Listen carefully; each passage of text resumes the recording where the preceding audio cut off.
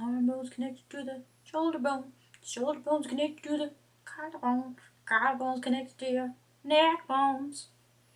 Hey guys, what's up? TiffMarie here, and this is my pop art Day of the Dead makeup costume. Makeup? Just makeup, because I don't have any costume on.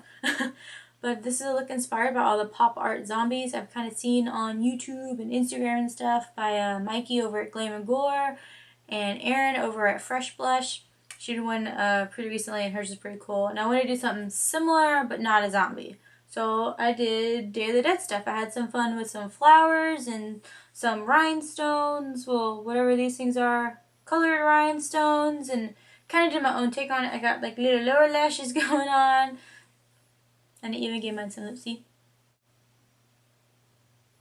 Little derpy lips.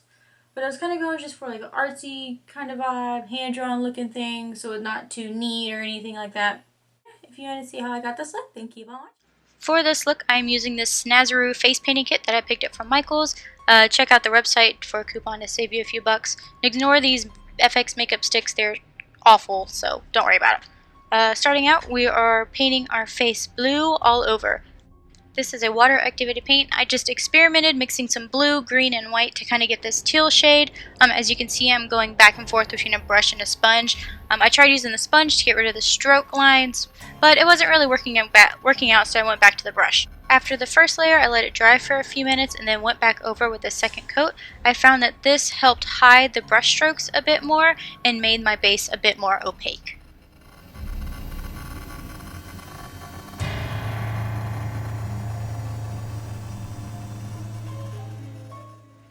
After finishing my second coat, I did go back in with a sponge to kind of even everything out. I used it as if you would use a beauty blender.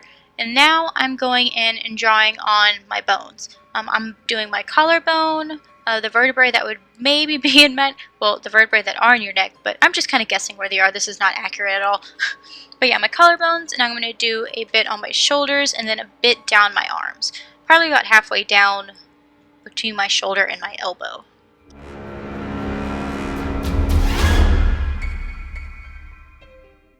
Again, after doing the initial layer, I went back for a second coat to intensify the color a bit more. Now I'm going in with black and a really tiny detail brush, and I'm outlining all of the details that I want on my face. That includes my eyes, where my nose is going to be.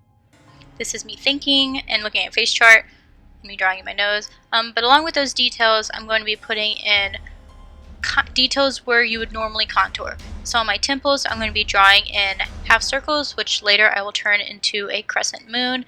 Along with other details, it means me outlining where I want to put gems later, how I want to decorate the sides of my jawline, where you would contour your cheekbones, and of course, your mouth and your teeth. However you decorate your face is completely up to you. Feel free to be creative and put whatever you want on your face.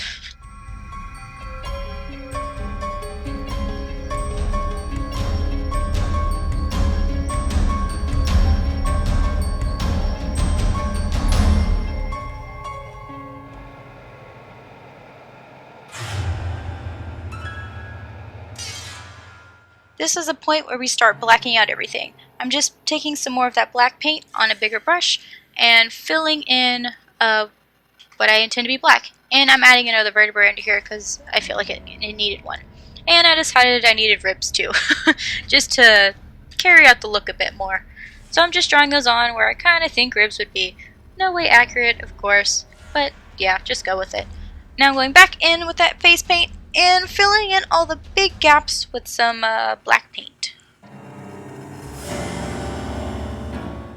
Keep in mind, right now this part doesn't have to be perfect because we are going to go back and really detail everything at the end and make everything a bit more opaque, so letting this set for a little while and dry before going in with another coat will be just fine.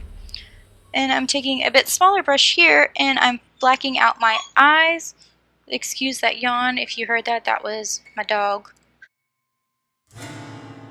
As you can see here, I'm drawing on my bottom lashes. Just ignore my top ones because I decided to take them off later. And these, I wanted to show you these in the beginning just to kind of give you an idea that it's not a bad idea to experiment. I planned on using these. I was really excited about them because they're supposed to be UV, but as you can see, they didn't work very well, and I decided to ditch them anyways. But one good technique that I did find while using those is that you can use a Q-tip dipped in water and use that to erase. Actually, I'm doing that right here. At the beginning of that part, I twisted the end to make it a bit sharper. Now I'm just going in and coloring all my details whatever color I want. Along with doing that, I am adding extra details, like just little accents that I need, like adding a line down the middle of my petals, adding some dots in the yellow parts of my cheeks, filling in my teeth, and adding white dots above my eyes where my eyebrows would normally be.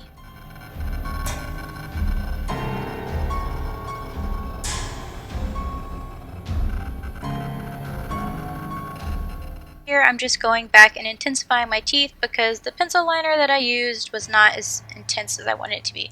And then since I erased my upper eyelashes, I'm going back in with that blue base color that I had and filling in around that.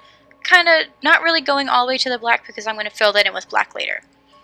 Now we are going back over all of our detail lines with a very fine brush and some more of that black paint.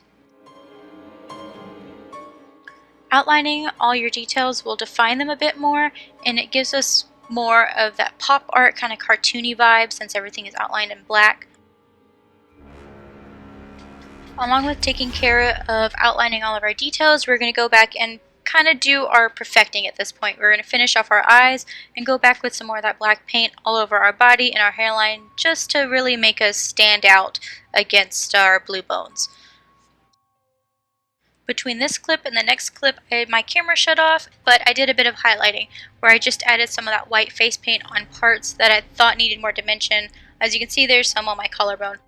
Now I'm going in with that teal eyeshadow from a B&H Cosmetics palette, and I'm going over my base again. I'm just kind of where I want the color to be a bit more intense. Going back and erasing some of the base to add the other colors kind of smeared a bit, and I wanted to intensify that blue a little bit more. Plus, it kind of gives you just a different texture and a little bit more depth. And just to intensify the eye look a bit more, I'm going in with a black shadow, a matte black shadow, and just packing that on my eyelids. Now I'm taking some of these little plastic rhinestones that I got from Michael's, and with some lash glue, I'm just gluing them on to where I want them. And that's in my cheeks, my chin, and of course, my eyebrows. Alright guys, here's the finished look. I hope you enjoyed. Give me a thumbs up if you did, and leave a comment down below telling me what you think. Until next time, I'll see you later.